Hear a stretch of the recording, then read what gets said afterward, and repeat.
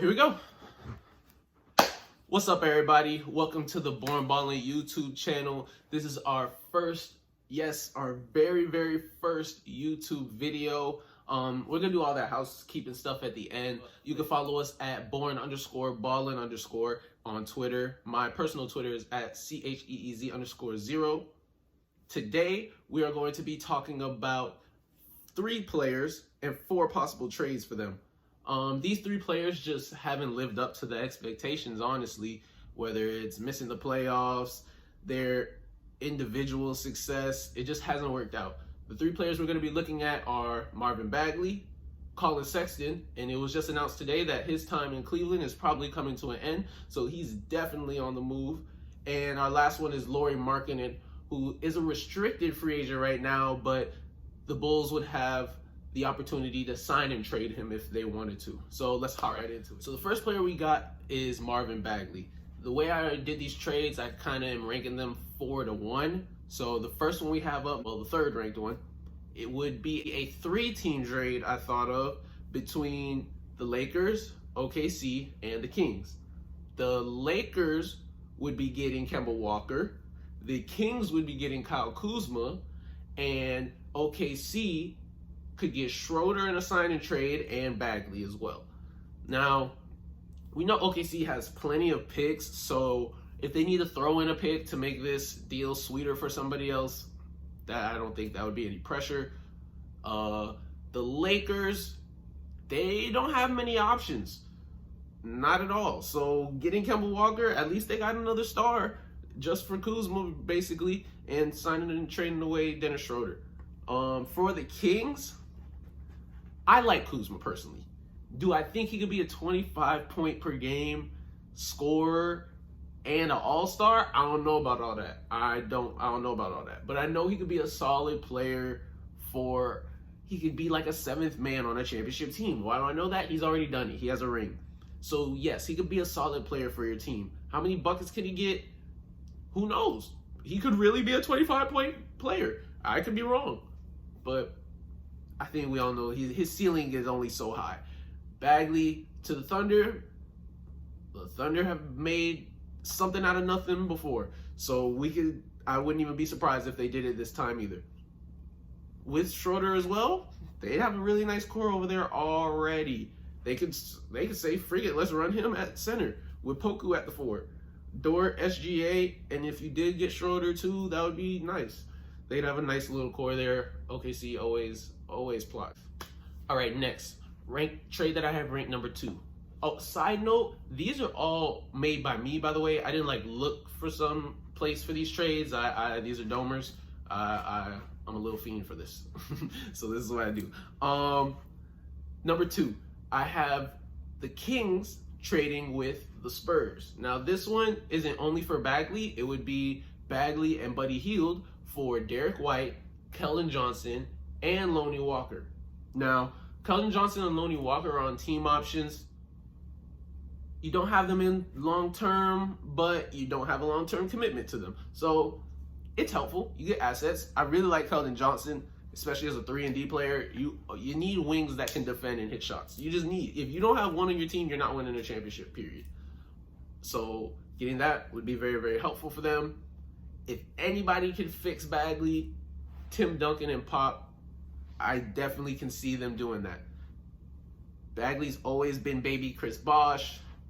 Chris Bosh always looked like Tim Duncan if you squint your eyes a little bit. So that would be a match made in heaven, I could see. Buddy, his time over there in Sacramento, it hasn't been the best, and he's been complaining at different times. So trading a shooter for a shooter, whatever, let's just swap it out. Kings get a better deal too. If somebody needs to throw in a 2nd-round pick to make the deal more fair, then yeah. I'm not sure about all those. I would have to call Bobby Marks maybe one day. But the trade I have ranked number 1 for them for Bagley would be Bagley, Buddy Hield, and number 9 for a player that they should have had a while ago in Zach LaVine. Now, Zach LaVine signed a qualifying offer with the Kings. Was that 2017, 2018? I don't know. I'm 24 now. I have no idea. But it was one of those years, and the Bulls matched it. Since then, the Kings haven't done nothing. Zach LaVine hasn't done nothing. Let's meet up and try to do something, hopefully. Bagley, who knows? We have no idea. He could be better than Lauri Markkanen for all we know. So the Bulls might end up signing and trading Lauri Markkanen and just replacing him with Bagley. You never know with all these players. The Kings have a lot of assets, so I think giving away the number 9 pick and getting a solid player so we can like try to make the playoffs for the first time in I don't know how long would be very, very nice for them. Buddy Hield is a great shooter, so that's just an added asset for the Bulls if they want to flip him after for maybe another pick, maybe another veteran player, who knows. But I think that would be the best deal that the Kings could get for Bagley. Moving on to Sexton, it was reported by Jason Lloyd of The Athletic that Collin Sexton is, quote, very available this summer. Could definitely see them moving him for another top 5 pick like they've had in the past 3 years, or a player that is a veteran that can already contribute to them winning today. Now, the trade I have ranked 3rd is probably one of my more favorite trades. Now, this trade would be to the Orlando Magic. The Cavs would be getting Michael Carter-Williams, Markelle Fultz, and the number 8 pick, for Collin Sexton. The Magic have 5, 8, 33, and they have an extra pick in 2023 from the Bulls. The Magic can basically look at this trade as, instead of taking the number 8 pick, we pick Collin Sexton at number 8. If you want to look at it like that, that's not a bad way to look at it. Who knows what that number 8 pick could be? They could be a bust for all we know. So taking a player that is already solidified and already is, he's an NBA player, he's ready for the league, you can't beat that. He's a hard worker as well. You have a very, very young team down in Orlando, just like the island of misfit toys. They just have things that just don't fit well, players that have half a leg. It's just a lot going on down there. So getting a player that's just solid, and that can hoop, especially with that number 5 pick, you're starting things. You feel me? Got a new coach too. We're starting to move. And now for the Cavs, that number 8 pick and the number 3 pick, maybe we can get some bigger guards so we can play Garland more. That I feel like that opens up a lot for you. The next trade I have, number 2, these next trades, number 2 and number 1, are both trades with Collin Sexton and Kevin Love. Now, this trade I have ranked 2nd would be Collin Sexton and Kevin Love for the 4th pick and the 47th pick from Toronto. Now, this might be selling a little bit high for Collin Sexton, and you don't really know what you're getting out of Kevin Love. After these Olympics, you'll have a great idea, I feel like. But right now, it feels like you're getting salary dumped to Kevin Love, and you're giving away a 4th pick. But if Kevin Love can hoop, and Collin Sexton keeps getting buckets like he's been getting, you kind of are right back to where you need to be as a contender. You could run Kevin Love at the 5 with Siakam and OG in the front court, and you got 2 dogs in the back court with Fred VanVleet and Collin Sexton. Not bad. Not a bad return. But this first trade I have is probably the best trade because you get the best player if you're the Cavs organization. And we all know you don't win in this league unless you have legitimate superstars. This guy didn't perform like a superstar last year or the previous year, but we all know he has the potential. He's shown flashes of amazingness, and hopefully a trade can get him right on the right track. Now, would they do this trade? Would the Cavs do this trade? I'm not sure. I'm not an insider. Maybe one day, but not right now. But for now, I think that Collin Sexton and Kevin Love would be a good trade with the 76ers for Ben Simmons, number 28, and a future first. Now, if you're the Cavs, you're like, oh, what? We just saw Simmons take 3 shots in 3 games in the fourth quarters. That's not good. He's got a whole bunch of terrible stats. But giving a guy a max contract when he's not a max contract guy is not helping your organization either. So at least getting this trade, you get in another draft pick, And you get to try out Ben Simmons. Like, if he works out, great. We have a superstar. If he doesn't work out, we flip him, we get something else. We already had a disgruntled star in Collin Sexton, and we got to get rid of Kevin Love. So I feel like it's not that big of a loss for them. For the 76ers, you get a 3-level scorer in Collin Sexton. You get another big that can stretch the floor. Maybe you can play bigger now. Embiid can go in the post even more now and not take the threes. He didn't like taking threes, but he had to with Ben Simmons on his team. So maybe now he can go in the post more. Kevin Love out on the perimeter. That could be a nice fit for the 76ers as well. Last player we have is Lauri Markkanen. He's a restricted free agent right now. He didn't really play up to his full potential last year.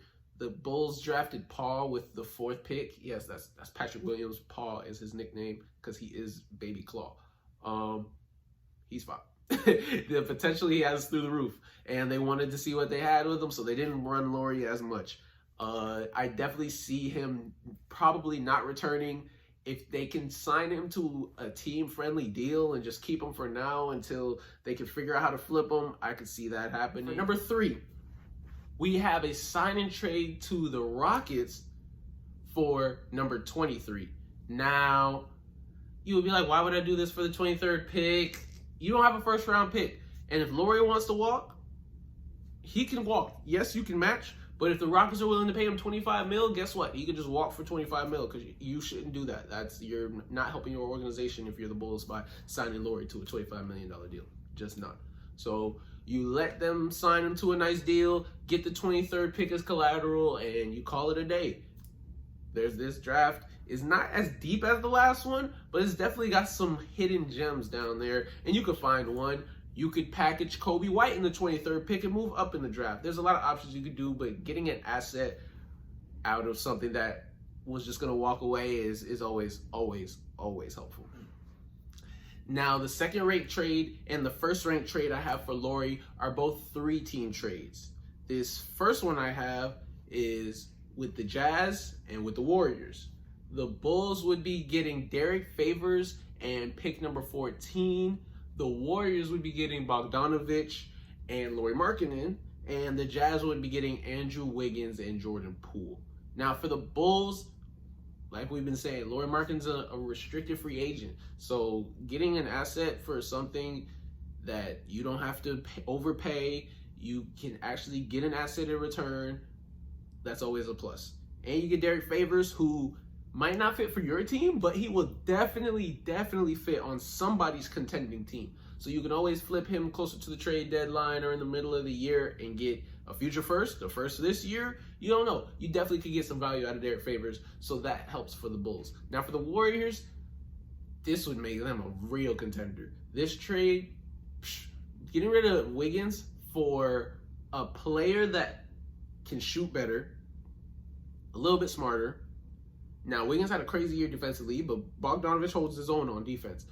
That swap, plus getting Lauri Markkanen, a marksman, no pun intended, that would help a lot. They could play him at the 5 if Wiseman isn't working out and they end up trading him. They could play him at the 4, and for those spot minutes, Draymond isn't on the floor. There's a lot that they could do with Lauri Markkanen, and I could definitely see him coming off of some of those crazy Steph screens and becoming a crazy shooter, possibly even a 20-point per game player, possibly. Now for the Jazz, this is more of a let's shuffle the cards move. Getting Andrew Wiggins instead of having Bogdanovich adds some athleticism, adds a little bit more defensively, gives you a little bit more variety, I guess you could say, because of the things Andrew Wiggins can do that are a little bit surprising to most people. He's very athletic. He can shoot it off the dribble. People don't expect Andrew Wiggins to be a hooper, but he's a hooper. Don't sleep on Andrew Wiggins. All right, guys, the trade I have ranked number 1 for Lauri Markkanen is a blockbuster. If this happened, it would break NBA Twitter for sure. It's a 3-team trade. It involves the Spurs, obviously the Bulls, and the 76ers. So if the 76ers are involved, I'm pretty sure you have a good idea of who's getting traded, but let me break it down for you guys real quick. The Bulls would be getting Ben Simmons, Lonnie Walker, and Isaiah Joe. the Spurs would be getting Lauri Markkanen, Troy Brown Jr., Tyrese Maxey, and the 28th pick. And the 76ers would be getting Keldon Johnson, the 12th pick, and Zach LaVine. Now, for the Bulls, you do this because Zach LaVine could walk next year. He could walk, and you end up with nothing. He went to UCLA for college. I think he likes it in LA. He could literally go there, and you just end up with nothing. So doing this trade allows you to not only test drive Ben Simmons, you can test drive Lonnie Walker too. He's a very, very nice young asset. And since you're trading away Zach LaVine, maybe that's your shooting guard for at least for the next couple of years. We don't know if Ben Simmons could be a superstar. Who knows? But if he could be a superstar, Vucevic is the perfect center for him to play next to. Somebody who could space the floor for him. Doesn't have to play in the post. Likes to actually play in the high post and outside and shoot the ball. For the Spurs, they have a lot of assets. And by a lot, I mean a lot of assets. Keldon Johnson, Lonnie Walker, DeJounte Murray, if that's not your point guard of the future. It probably is, though. They have picks as well. There's a lot of moves that the Spurs can make. But what will they do? I think doing this gives you a solidified four who can get you buckets. Pop loves overseas guys. I think we all are aware of that. If anybody can unlock Lauri, it's definitely that organization. They already have another overseas guy in their front court in Jakob Poeltl, who's a very good center. Doesn't give you much offensively, but defensively, he holds it down. And if Lauri's going to play the four, he definitely needs to play with a center that can hold it down. Him and DeJounte Murray in pick and roll could be very nice, spreading the floor, especially because DeJounte's getting that jumper. And swapping the 28th for the 12th. If you got to do what you got to do, you got to do what you got to do. It would be nice to get the 12th pick in the lottery, but Lauri Markkanen's a sure thing. Lottery, who knows? Now for the 76ers, I think this is one of their best trades for Ben Simmons as well. Getting back Zach LaVine, a proven scorer, the 12th pick from moving up from 28, and Keldon Johnson, another wing defender, that you got to do what you got to do, man.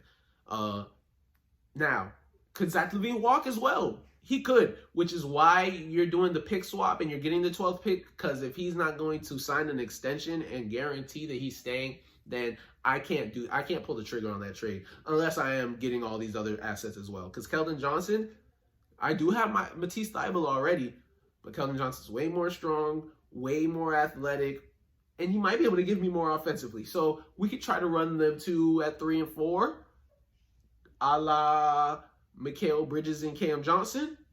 Who knows? So I feel like that would be a very good fit for the 76ers as well. I think that about does it though, guys. Let me know what trade was your favorite. Who do you feel like else is getting moved? Who do you want to see me come up with some more trades for? Just let me know in the comments below. Like this video, please subscribe. I want to keep making these videos for you guys. This is really fun. So you guys keep subscribing. Tell your friends. Let's grow and expand and talk in the comments and stuff. Like I said, my Twitter is at CHEEZ_0. That's my personal Twitter. But the one I'd be on for basketball sports talk is at @born_ballin_. I will catch you guys on the next one.